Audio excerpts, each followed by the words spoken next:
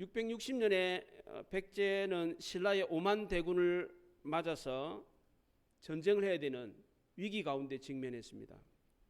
이때 백제 장군 계백이 결사대 5천 명을 거느리고 황산벌에서 신라 대군을 맞아 싸웠습니다. 백제의 군사는 고작 5천 명밖에 되지를 않았습니다. 근데도 불구하고 이 백제의 결사대는 5만의 신라 대군을 잘 막아내고 있었습니다. 황산벌을 건너야 백제 수도 사빌성에 들어갈 수가 있었기 때문에 신라는 온 힘을 다해서 이 결사대와 싸우고 있었습니다. 그러나 죽을 가로 싸우는 이 5천 명의 결사대를 뚫지를 못했습니다. 이때 신라의 자장군이었던 푸밀이 자기 아들 관창을 단신으로 적진에 보내서 죽게 했습니다. 이 관창이 혼자서 결사대에 뛰어들어서 전쟁을 하는 걸 보고서는 계백이 그를 사로잡아가지고 그 용기가 가상해가지고 살려서 돌려보냈습니다. 그런데 다시 또 혼자서 들어와가지고 또 전쟁을 했어요. 어쩔 수 없이 이 관창을 죽여서 말에 태워서 보냈습니다. 이걸 보고 신라군들이 다시 싸울 용기가 생겨가지고 죽기 살기로 싸워가지고 결국 수적 열세에 있었던 백제군을 무찌를 수가 있었습니다. 어린 관창 한 사람의 죽음으로 백제 5천 군사의 이 결사대를 무너뜨리고 말았습니다. 이 내용은 오늘 우리가 읽었던 본문의 내용과 아주 비슷합니다. 사울왕의 아들 요나단이 그의 무기든 자와 함께 블레셋 진영에 뛰어들어서 큰 전공을 세웠습니다. 이걸 보고 이스라엘 백성들이 흩어진 마음을 다시 하나로 모아서 전쟁에 승리를 했습니다. 마치 폭탄이 터진 것처럼 폭발적인 용기가 생겼습니다. 요나단 한 사람의 용기 있는 행동이 이스라엘 군대 전체 사기를 북돋아 주었습니다. 그 당시에 블레셋 군인의 숫자가 병거가 3만이고 마병이 6천이고 일반 군인은 해변의 모래와 같이 많았습니다. 이들과 싸워야 되는 이스라엘 백성들의 숫자는 3천 명이 불과했습니다. 그것도 다 흩어지고 600명밖에 남지를 않았습니다. 게다가 전쟁에 나가기 위해서는 사무엘의 기도를 들어야 되는데 기도를 제대로 듣지를 못했습니다. 오히려 꾸중만 들었습니다. 전쟁을 통솔하는 왕이었던 사울왕은 아무런 대책이 없었습니다. 속수무책이었습니다. 그렇다고 요행을 바랄 수도 없었습니다. 아무것도 하지 않는데 무슨 일이 일어날 것을 생각하는 것은 있을 수 없는 일입니다. 이것은 마치 감나무 밑에서 입을 떡 벌리고 있는 것과 같은 것입니다. 물론 하나님의 백성에게 기적이 있습니다. 그러나 이 기적은 요행이 아닙니다. 아무것도 하지 않는 사람, 마냥 기다리는 사람에게 기적이 일어나지 않습니다. 아무리 힘들고 어려운 일이라고 할지라도 불가능한 일이라고 할지라도 길을 찾아보려고 힘쓰고 애쓰는 사람에게 기적이 일어나는 것입니다. 요나단이 적진에 나가 싸울 때에 사울은 600명의 군사들과 함께 기부와 변두리에서 앉아가지고 그냥 쉬고 있었습니다. 이때 사울에게는 아무런 대책도 아무런 작전도 없었습니다. 사무엘에게 야단을 맞아가지고 자기 분을 삭히고 있었습니다. 사울은 화가 나 있었고 그 생각이 아주 부정적이었습니다. 이래가지고 무슨 전쟁을 하겠나? 적을 앞두고 용기를 얻어야 되는데 사무엘이 와가지고 군인들에게 용기를 심어줘야 되는데 우리에게 욕을 하고 갔으니 이래가지고 무슨 힘으로 무슨 용기로 전쟁을 하나? 이런 불평을 하면서 깊은 절망감에 빠져 있었습니다. 하나님은 사무엘을 통해서 사울의 용기를 꺾으려고 했던 것이 아니었습니다. 그의 잘못을 지적하려고 했을 뿐입니다. 그런데 사울은 이런 책망을 제대로 듣지를 못했습니다. 사람의 그릇이 큰지 아닌지 그걸 쉽게 아는 방법이 있습니다. 야단을 쳐보면 그 사람의 그릇이 큰지 안 큰지 금방 알 수가 있습니다. 그릇이 작은 사람은 금방 넘쳐버립니다. 조금만 열받아도 막 뚜껑 열린 것처럼 막 난리를 쳐요. 그런데 바다처럼 넓은 사람은 웬만한 충격 가지고는 꿈쩍도 하지 않습니다. 허허 하고 훌훌 털어버리고 아 내가 잘못했구나 그럼 고쳐야지. 그리고는 아무렇지도 않은 것처럼 행동합니다. 그런데 그릇이 작은 사람은 자기 잘못에 대해서 생각하지 않고 야단 맞은 것만 생각합니다. 불평하고 자기 합리화를 하려고 합니다. 이런 상황에서 중요한 것이 무엇입니까? 정말 다급하게 풀어야 될 문제가 뭡니까? 개인 감정의 문제를 푸는 거, 자기가 야단 맞은 거, 이거 해결하는 게 중요합니까? 지금 나라가 지금 위기에 닥쳐가지고 전쟁을 이기는 이게 중요합니까? 어떻게 하면 이 전쟁에서 이길까? 이게 더 다급하고 더 시급한 문제, 더 중요한 문제 아닙니까? 그렇다면 개인의 감정은 접어두고 나라를 위해서 무엇을 해야 되는가? 이걸 생각해야 되지 않습니까? 그런데 사울왕은 그렇게 하지 않았습니다. 자기 감정에 매여가지고 거기에 빠져가지고 헤어나오지를 못하고 있었습니다. 지금 전쟁이 벌어졌는데 나라의 대통령이 기분 나쁘다고 삐져가지고 자기 업무를 내팽개쳐버리면 되겠습니까? 대통령 못 해먹겠네. 그러면서 뒤로 물러나 있어버리면 그 나라가 어떻게 되겠습니까? 나라의 법을 만드는 것도 마찬가지입니다. 같이 협의해서 법을 만들으라고 국민들이 국회를 만들어줬는데 한쪽에서는 도와주지 않고 또 다른 한쪽에서는 그 자세로 그렇게 일관하고 있습니다.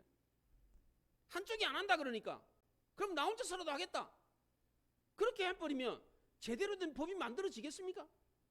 서로 설득하고 대화하고 조율을 해가지고 법을 만들어야 좋은 법이 만들어지는 법인데 한쪽에 치우쳐가지고 법을 만들면 국민들에게 좋은 법이 만들어지겠습니까?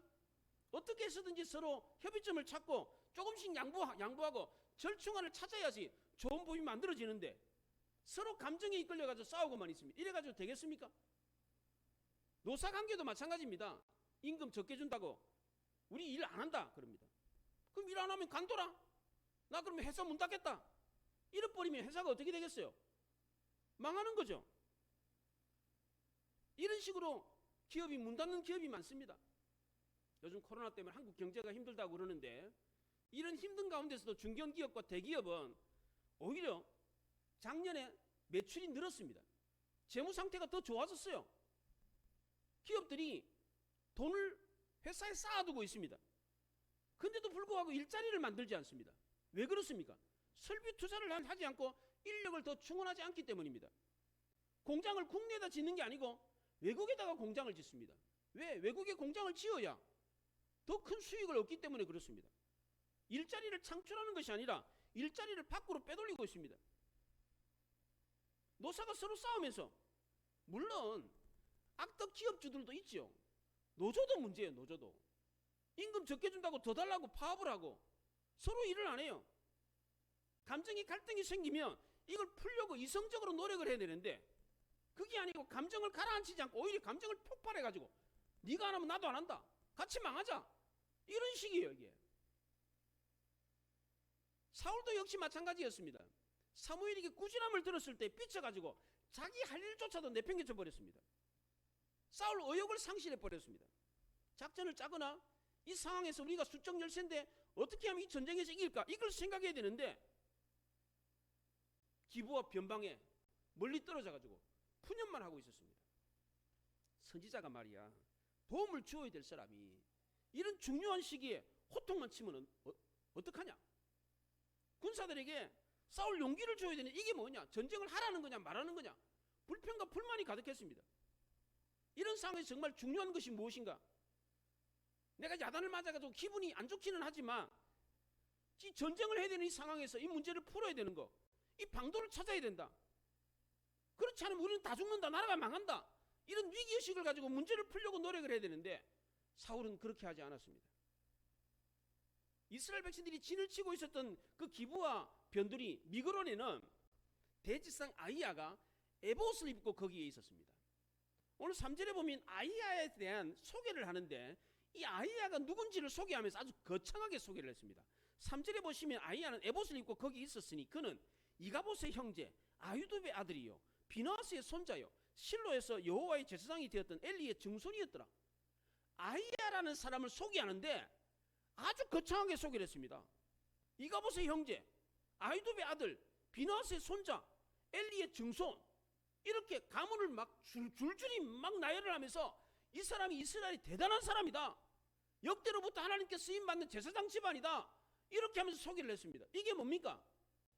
사울 곁에 지금 하나님께서 쓰시는 조상 대대로 하나님께서 쓰셨던 제사장이 옆에 있다. 이 얘기를 하는 겁니다. 그런데도 불구하고 사울은 이 대단한 사람이 있었는데도 불구하고 이 사람을 통해서 도움을 받지 못했습니다. 사울이 그렇게 사무엘에게 꾸지람을 듣고 기분이 나쁜 채로 주저앉아 있었던 그곳에도 하나님이 함께 계셨습니다. 그런데 사울은 거기 없었습니다. 몸은 물론 거기 있었습니다. 그러나 그의 마음은 딴 데가 있었습니다. 당장 눈앞에 싸우고자 진을 치고 있는 블레셋 사람들을 쳐다봐야 되는데 이 사울의 눈은 자기 마음을 다스리는 데 가 있었습니다. 적을 뚫어져 쳐다봐도 이길까 말까 한 그런 상황에서 지금 눈을 지금 어디에 돌리고 있습니까? 먼 산 쳐다보고 있는 거예요. 지금 하늘에 구름 쳐다보고 있었어요. 지금 마치 멍하니 넋이 나간 사람인 것처럼 그렇게 있었습니다. 성경 어디에도 전쟁을 앞두고 사울이 뭔가를 했다 이 내용이 나오질 않습니다. 사울은 가만히 있었습니다. 2절에 보면 사울이 기브와 변두리 미그론에 있는 석류나무 아래에서 머물렀고 그랬습니다. 여기 변두리라는 말이 나오는데 이 변두리라는 말은 멀리 떨어져 있는 곳이라는 뜻입니다. 영어에서는 utmost part라고 했습니다. 멀어질 때 가장 멀리 떨어진 곳에 있었다 그렇게 말했습니다. 이 기브온은 요나단이 1,000명의 군사들과 함께 전에 진을 쳤던 곳입니다. 이곳에서 블레셋 수비대를 공격했습니다. 이스라엘 땅이었는데 블레셋 수비대가 거기 온 겁니다. 그래서 요나단이 이 블레셋 수비대를 공격했습니다. 그것 때문에 지금 전쟁이 발발한 겁니다. 사울은 요나단이 블레셋을 선제 공격했을 때도 거기서 멀찌감치 떨어져 있었습니다. 지금도 마찬가지입니다. 하나님이 함께 일하시는 요나단과 함께 멀리 떨어져 있어요. 요나단이 있는 곳에서 멀리 떨어져 있었습니다. 그래서 실망하고 낙심해가지고 하나님이 자기 곁에 계신데도 불구하고 그것을 알지 못했어요. 하나님의 사람 아이야가 에봇을 입고 하나님의 뜻을 나타내주는 에봇을 입고 거기에 옆에 있었어요. 그런데도 불구하고 하나님이 자기 곁에 있다는 사실을 몰랐습니다. 비록 사울이 하나님께 야단을 맞기는 했지만 그것 때문에 지금 당장 왕위가 폐해진 게 아니었습니다. 너 그렇게 잘못했으니까 오늘부터 너 왕 아니야 이렇게 한 게 아니었습니다. 비록 사울은 잘못을 했지만 여전히 하나님의 임재와 하나님의 영광이 거기 있었습니다. 잘못은 누구나 다 하는 겁니다. 실수는 누구나 다 할 수 있습니다. 만약 사울이 그 상황에서 하나님께 용서를 구하고 자기 죄를 깨닫고 회개하는 마음을 가졌더라면 다시금 하나님의 영광을 회복할 수가 있었습니다. 그런데 사울은 그렇게 하지 않았습니다. 자기 감정과 기분에 이끌려가지고 거기에 파묻혀 있었습니다. 사울은 기분에 의해서 좌우되는 사람이었습니다. 생각한 바를 실천하는 결단력도 없었습니다. 인생 말년에 다윗을 죽여가는데 모든 것을 다 허비했습니다. 성경에 사울에 대한 기록의 대부분은 다윗을 죽여가면서 뭘 했다 이 내용이 거의 대부분입니다. 나라를 위해서 뭔가를 했다 이런 내용은 나오지 않고 오로지 그냥 다윗 죽이는데 혈안이 돼가지고 자기 인생을 허비했습니다. 다윗 쫓다가 죽을 일이 2번이나 있었어요. 오히려 자기가 죽을 판이었어요. 그걸 2번이나 겪었습니다. 그럴 때마다 사울은 다윗에게 내가 다시는 너를 쫓지 않겠다 그렇게 맹세를 했어요. 약속까지 했어요. 그런데 돌아서가지고 또 다윗을 죽여갑니다. 사울은 일생 자기네 시간 거의 전부를 다윗 쫓는데 다 허비했습니다. 사울은 자기 마음속에서 소용돌이가 일어났을 때 분노와 실망이 일어났을 때 이것을 어떻게 푸는지 그 방법을 알지 못했습니다. 자기 마음을 다스릴 줄 모르는 사람은 아무것도 할 수가 없습니다. 이미 이루어 놓았던 것도 다 잃어버립니다. 우리가 하나님의 일을 하는 데 있어서 가장 큰 걸림돌은 마음의 문제입니다. 마음에 분노가 생기거나 불평이 쌓이게 되면 하나님께서 그에게 맡기신 일을 제대로 할 수가 없습니다. 사울은 자기 자존심과 자기 합리화를 극복하지 못했습니다. 자기 잘못을 인정하고 회개를 해야 되는데 그렇게 하지 않고 핑계를 대고 자기 합리화를 하려고 했어요. 자기한테 너 잘했다 이런 말 해주는 사람만 찾았어요. 자기가 잘못했는데도 불구하고 잘못했다는 말은 안 하고 잘했다는 말만 하면 그 사람 어떻게 됩니까? 잘못을 했는데도 불구하고 잘못했다는 말을 듣지 못하고 잘했다 이 얘기만 들으면 그 사람 어떻게 됩니까? 망합니다. 사울 곁에서 사울에게 직언을 해주었던 사무엘이 그의 곁을 떠난 것은 그에게는 큰 불행이었습니다. 그렇다고 해서 모든 도움이 다 사라졌느냐? 그렇지 않습니다. 제사 문제 때문에 죄를 범하기는 했지만 자기 곁에는 여전히 에봇을 입고 있는 아이야 제사장이 그의 곁에 있었습니다. 그를 통해서 잃었던 하나님의 영광을 다시 회복할 수 있었습니다. 폭포수처럼 쏟아지는 하나님의 큰 능력은 없었더라도 졸졸졸 시냇물처럼 흐르는 그 물을 모아두며 그 은혜를 모아두며 더 큰 힘을 발휘할 수 있는 것입니다. 하나님께 기도할 수 있는 에봇이 사울 곁에 있었기 때문에 사울은 다시 하나님께 기도할 수 있었습니다. 비록 야단을 맞기는 했지만 하나님께 얼마든지 도움을 구할 수가 있었습니다. 또 하나님은 사울이 이렇게 도움을 구하면 지금 당장이라도 도울 준비를 하고 계셨습니다. 그런데도 사울은 하나님께 도움을 구하지 않았습니다. 우리에게 정말 위험한 것은 위기가 아닙니다. 그 위기 때에 하나님께 도움을 구하지 않고 원망만 하고 있는 것입니다. 위기가 위험한 것이 아닙니다. 외부의 위기보다는 마음의 내적인 원망이 더 큰 위기입니다. 사울은 이것을 알지 못했습니다. 분노가 쌓이는 마음에는 하나님이 함께 하시지 않습니다. 기도할 때도 그렇습니다. 화가 나 있는 상태에서 기도하면 기도가 응답을 못 받습니다. 마태복음 5장 23절 24절에서 그러므로 예물을 제단에 드리다가 거기서 내 형제에게 원망 들을 만한 일이 있는 것이 생각나거든 예물을 제단 앞에 두고 먼저 가서 형제와 화목하고 그 후에 와서 예물을 드리라 그렇게 말했습니다. 하나님은 감사하는 마음, 사모하는 마음, 간절한 마음과 함께 하지 원망하고 불평하고 분노하는 마음에 함께 하시지 않습니다. 그래서 우리가 기도하기 전에 먼저 기도해야 될 것이 있습니다. 하나님 나에게 불평이 사라지게 해주십시오. 분노가 사라지게 해주십시오. 내 마음에 평안함이 찾아들게 하옵소서. 이렇게 먼저 기도해야 됩니다. 사울은 일주일 동안 기다렸기 때문에 나름대로 할 말이 있었습니다. 전쟁을 앞두고 사무엘이 기도를 받고 전쟁이 나가야 되는데 사무엘이 약속한 날짜에 안 왔어요. 7일을 기다렸습니다. 7일이니까 이거 많이 기다린 거예요. 예. 그래서 할 말이 있었습니다. 하나님 제가 뭘 잘못했습니까? 제가 처음부터 제사를 지내려고 한 게 아닙니다. 사무엘이 오기를 기다렸습니다. 그런데 사무엘이 7일 동안 안 오니까 보십시오. 3,000명의 군사들이 있었는데 지금 다 흩어지고 600명밖에 안 남았습니다. 이 600명 가지고 어떻게 전쟁을 합니까? 불평과 불만이 가득했습니다. 하나님은 이런 사람과 함께 일하시지 않았습니다. 이런 위급한 상황에서 하나님이 함께 일하는 사람은 따로 있었습니다. 그는 바로 요나단이었습니다. 요나단은 무모하다 싶을 만큼 엉뚱한 일을 했습니다. 자기의 무기든 자와 함께 단 둘이서 블레셋 적진에 뛰어들었습니다.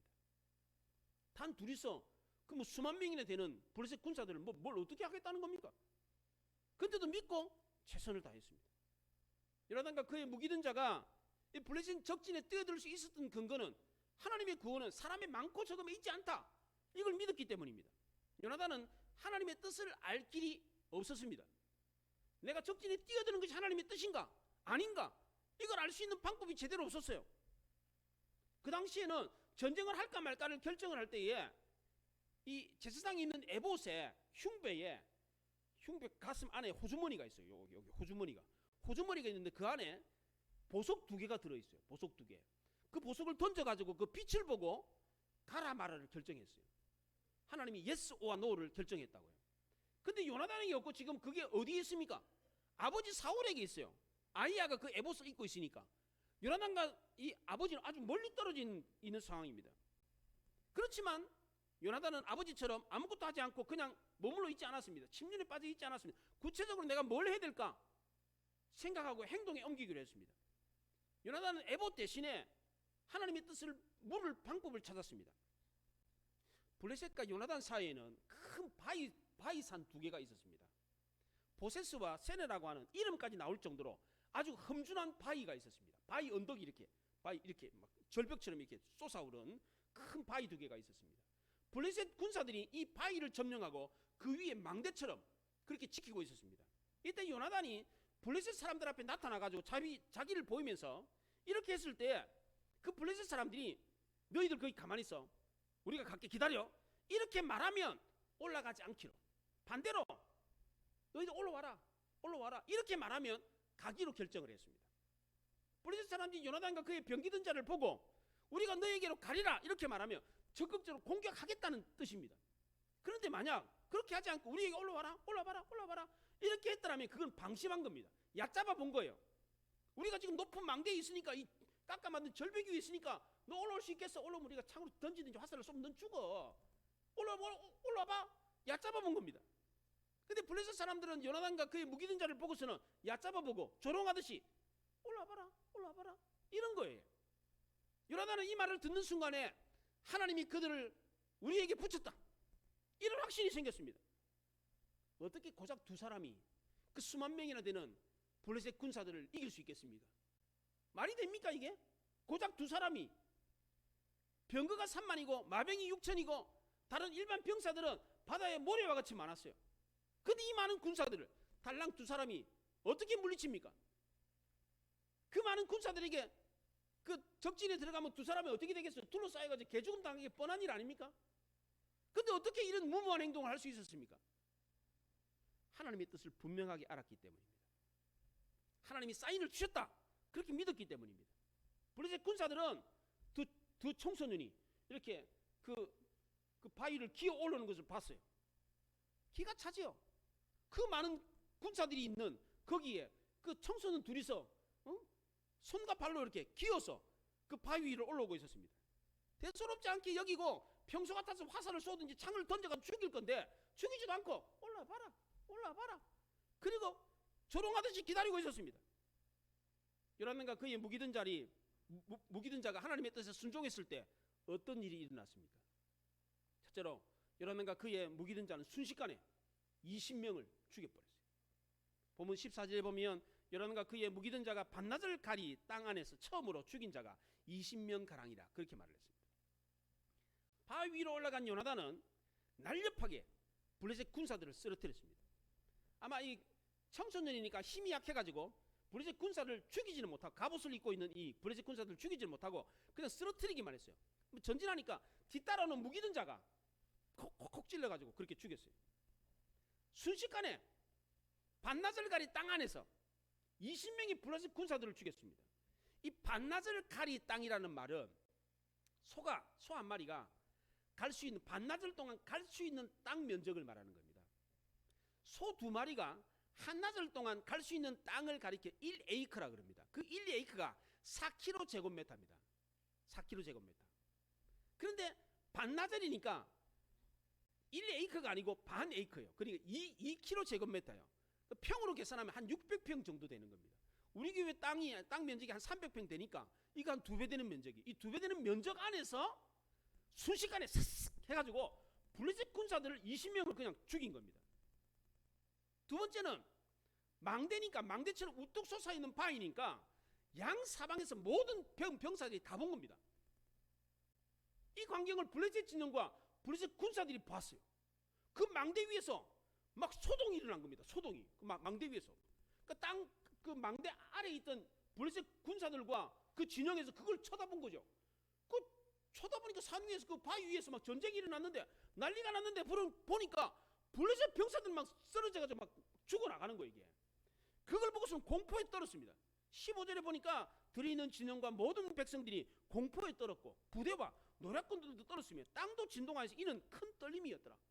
여기 큰 떨림이라는 것이 여러분들 간주에 보면 하나님이 떨리게 하셨음이었더라 그렇게 되어 있어요. 여러분들 성경에 보면 원래 원문에는 큰 떨림이라는 이 단어가 엘로힘의 떨림이라고 되어 있습니다. 하나님의 떨림.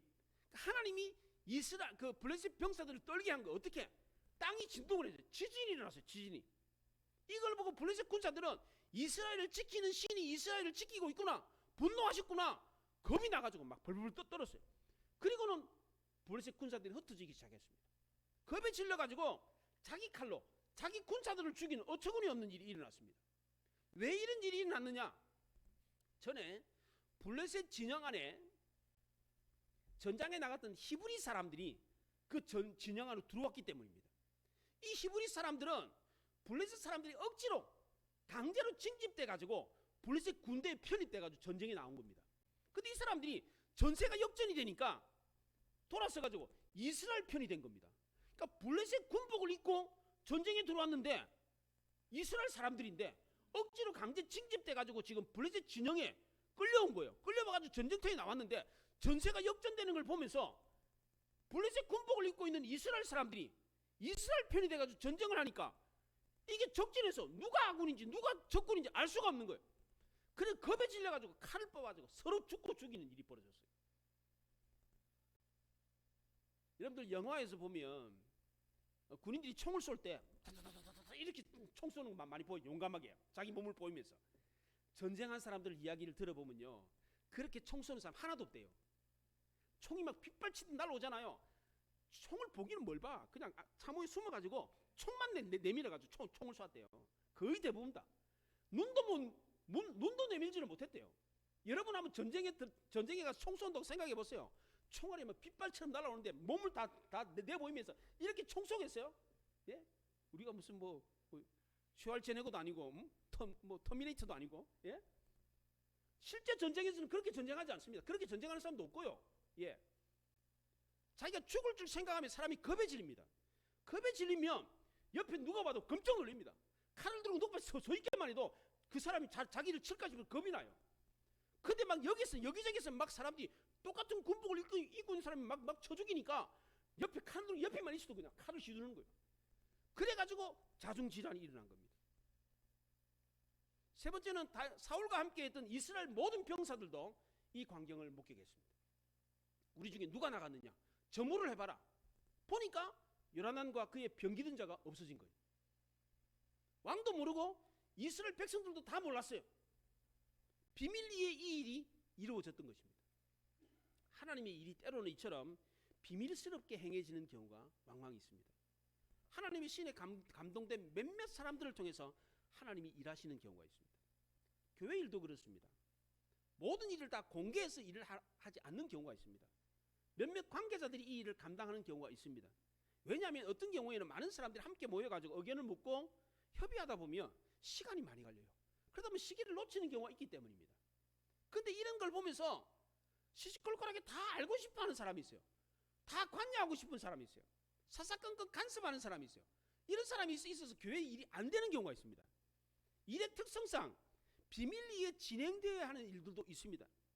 요나단과 그의 병기든 자가 행했던 이 작전은 사전에 공개돼서는 안 되는 일이었습니다.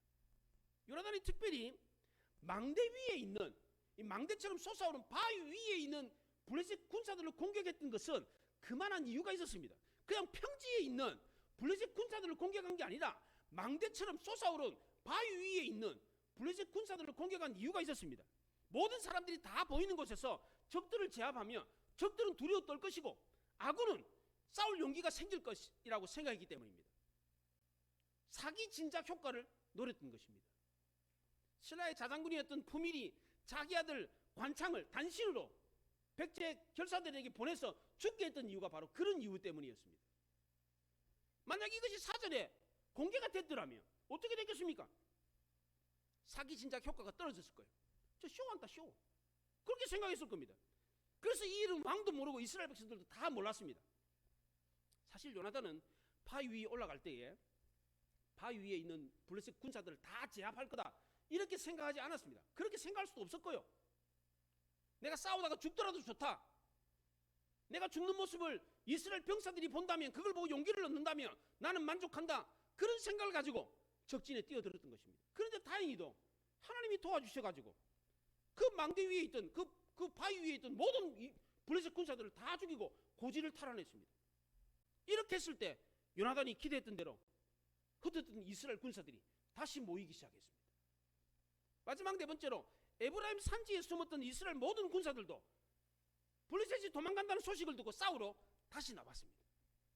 22절에 보면 에브라임 산지에 숨었던 이스라엘 모든 사람들도 블레셋 사람들이 도망함을 듣고 싸우러 나와서 그들을 추격하였더라 그렇게 말했어요. 블레셋 산지로 도망갔다 이거는 블레셋 지파 사람들이 도망갔다 그런 뜻이 아닙니다. 왜 블레셋 산지로 도망갔습니까?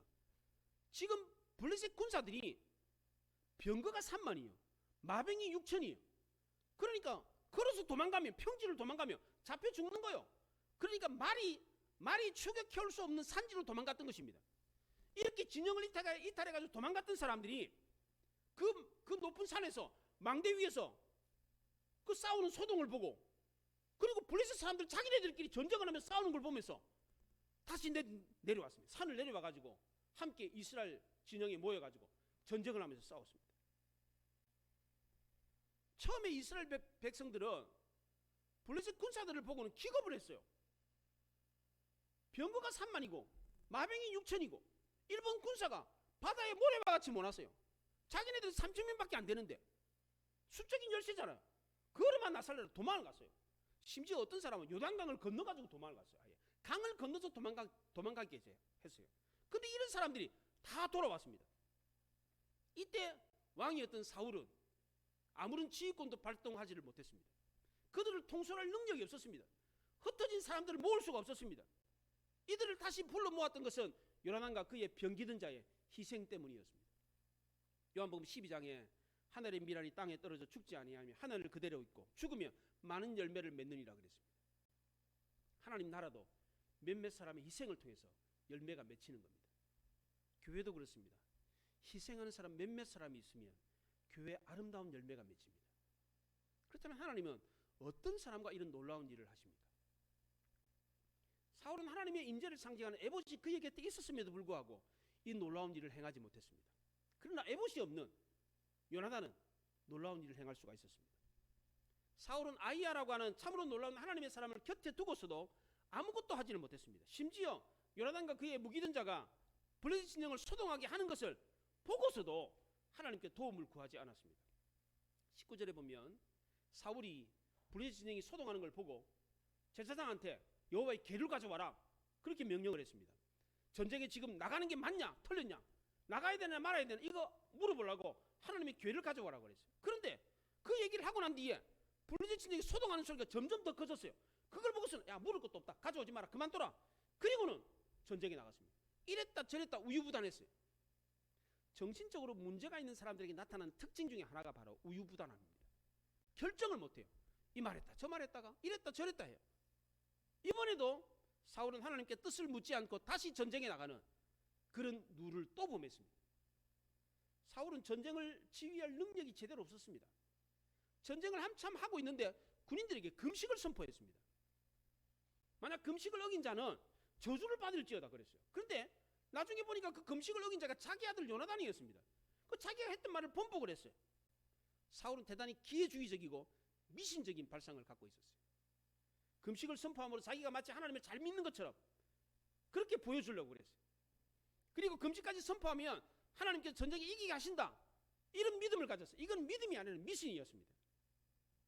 하나님이 이런 사울을 사용하지 않고 자기 희생을 할 줄 아는 요나단을 사용하셨습니다. 요나단이 이렇게 놀랍게 쓰임받을 수 있었던 것은 첫째로 그가 희생할 줄 알았기 때문입니다. 희생은 결코 헛되지 않습니다. 하나님이 귀히 보시고 반드시 열매를 맺게 하십니다. 예수님이 썩어지는 미랄처럼 죽으셨을 때 그의 희생을 했을 때 그를 통해 많은 사람들이 주께로 돌아오는 역사가 일어났던 것입니다.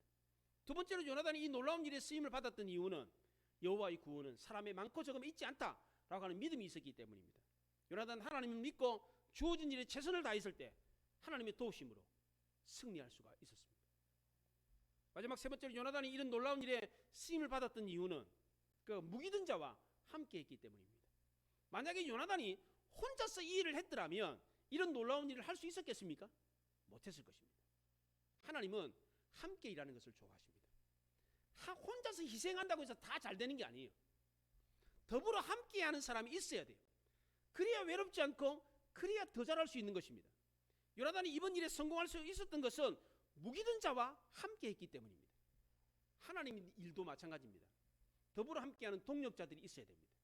전도도 그렇고 기도도 그렇고 봉사하는 일도 그렇습니다. 우리 교회도 그렇습니다. 함께 전도하는 분들이 계십니다. 함께 기도하는 분들이 계세요. 함께 봉사하는 분들이 있습니다. 저는 이런 분들이 있기 때문에 우리 교회는 반드시 하나님이 이루시는 놀라운 역사를 이룰 거라고 믿습니다. 내가 하나님 미랄처럼 희생하면 반드시 아름다운 열매를 맺는다. 이것을 믿으시기 바랍니다. 우리도 요나단처럼 예수님처럼 희생함으로 놀라운 역사를 이룰 수 있기를 바랍니다. 하나님을 믿고 주어진 일에 최선을 다하면 하나님이 인도하셔서 승리한다는 것을 믿으시기 바랍니다. 우리 주변에도 동력자가 있어서 더불어 함께함으로 하나님의 놀라운 역사를 이룰 수 있기를 바랍니다. 기도하십시다. 말씀을 생각하며 기도합니다. 요나단과 그의 병기든 자 두 사람이 수만 명의 블레셋 군사를 물리쳤던 것은 놀라운 기적이었습니다. 그가 그렇게 할 수 있었던 이유가 무엇입니까? 희생했기 때문입니다. 함께하는 동력자가 있었기 때문입니다. 하나님을 믿고 더불어하는 주의 종들과 함께 있었기 때문에 이런 놀라운 역사를 이룰 수 있었던 것입니다. 오늘날 우리도 마찬가지 세상과 싸워야 됩니다. 직장에서 싸워야 되고 내가 있는 공동체에서 싸워야 됩니다. 하나님 내가 그런 곳에도 놀라운 기적의 역사가 승리의 역사가 나타나게 하여 주시옵소서. 요나단처럼 예수님처럼 놀라운 승리를 하게 하여 주시옵소서. 우리 자녀도 우리 가정도 놀라운 승리를 하게 하여 주시옵소서. 다 같이 기도합니다.